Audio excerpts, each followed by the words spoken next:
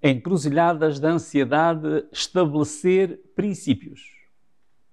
A renovação física. Precisamos de incorporar todos os elementos tratados nos programas anteriores para promover uma renovação completa. Todas as estruturas do ser humano, dos animais e até das plantas estão preparadas para uma renovação constante. Basta olhar com atenção para tentar perceber o que acontece no nosso organismo e na sua enorme capacidade de renovação. Olhe bem para os joelhos das crianças mais irrequietas. Por vezes é difícil distinguir ou contar a quantidade de cicatrizes que se sobrepõem.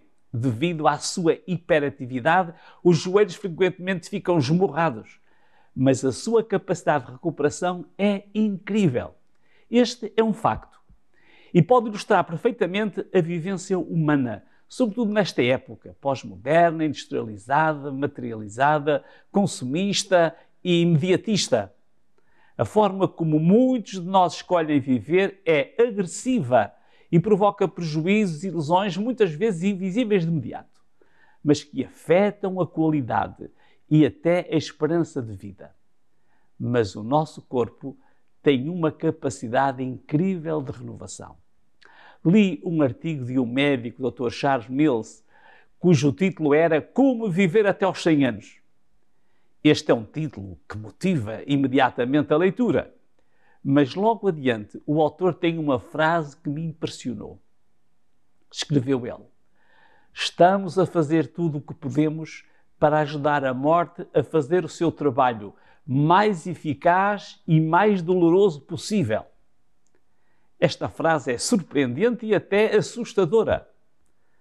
Muitas pessoas, quando escolhem um estilo de vida para si mesmas, pensam em tudo quanto lhes possa satisfazer o prazer imediato, mas raramente pensam se essas opções podem contribuir para manter uma boa saúde e um bom equilíbrio.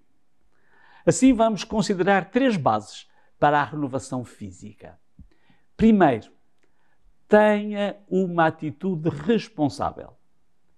As atitudes displicentes podem causar lesões no organismo. Algumas podem passar despercebidas, mas obrigam o organismo a uma reparação constante dos prejuízos. Há estômagos, intestinos, fígados, cérebros, corações e pulmões tão maltratados como os joelhos de uma criança traquina, obrigando estes órgãos a esforços enormes de restauração. O referido artigo afirma que a esperança média de vida dos portugueses à nascença é de 81 anos. Mas se combatêssemos a morte, poderíamos aumentar a esperança de vida dos portugueses para 100 anos ou ainda mais, diz o médico. Seguidamente, este especialista enumera diversos tipos de doenças, como as doenças cardíacas, consideradas como o principal assassino mundial. Refere como a segunda causa de morte as neoplasias malignas, mais conhecidas como cancros. E, por último, ele denuncia o assassino número 3, doença pulmonar obstrutiva crónica.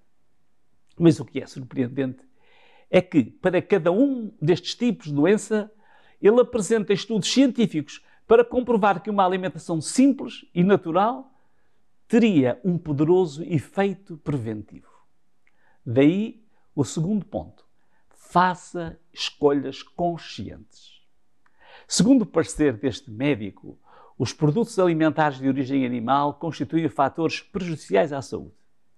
Por outro lado, os alimentos de origem vegetal, devido à quantidade e à qualidade dos nutrientes que nos oferecem, às cores e aos fitoquímicos que nos beneficiam, aos aromas que nos atraem e revigoram, às fibras que nos saciam e protegem e aos sucos que nos refrescam e fortalecem, constituem os alimentos mais adequados para a saúde e longevidade.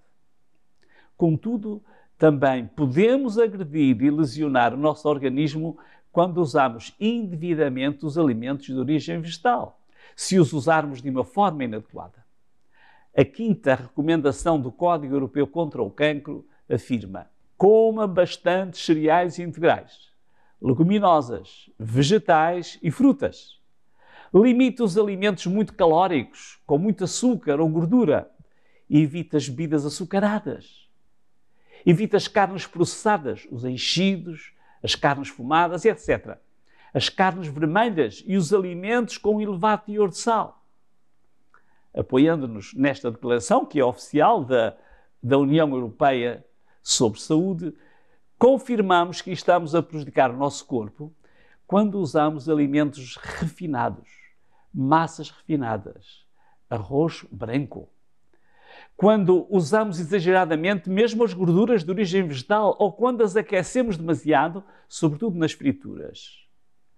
Se usarmos quantidades consideráveis de açúcar, farinha branca e gorduras, também estamos a prejudicar o nosso organismo.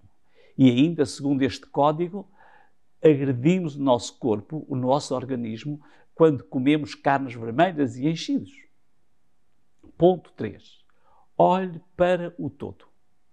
Outro conselho com que o Dr. Charles Mills completa as suas orientações é ainda mais abrangente.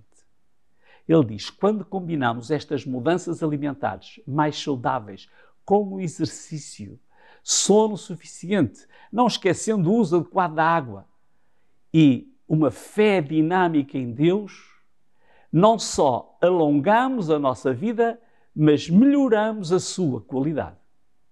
Assim, concluímos que o nosso corpo é prejudicado e tem de se reparar continuamente os danos que lhe causamos com os procedimentos errados. A capacidade de renovação do organismo humano é incrível. Deveríamos apreciá-lo mais, valorizar e estimar este corpo tão admirável. Na mente de Paulo, escritor da Igreja Cristã do primeiro século, ao olhar para estas capacidades inegáveis, existia ainda um conceito espiritual mais profundo e muito claro. Ele escreveu: se alguém destrói o templo de Deus, Deus também o destruirá. De facto, o templo de Deus é santo e vocês são esse templo. Que ninguém se engane a si mesmo. 1 Coríntios capítulo 3, versículos 17 e 18, na Bíblia para Todos. Podemos perguntar: quantas pessoas têm esta visão tão profunda e responsável sobre o uso do seu próprio corpo? Assumam uma atitude preventiva e positiva. Não abuse das capacidades de resistência e de renovação do seu organismo. O corpo não é seu. Pertence ao seu Criador. Procure-nos, em encruzilhadas da ansiedade, estabelecer princípios. Partilhe este vídeo e encontramos-nos no próximo programa.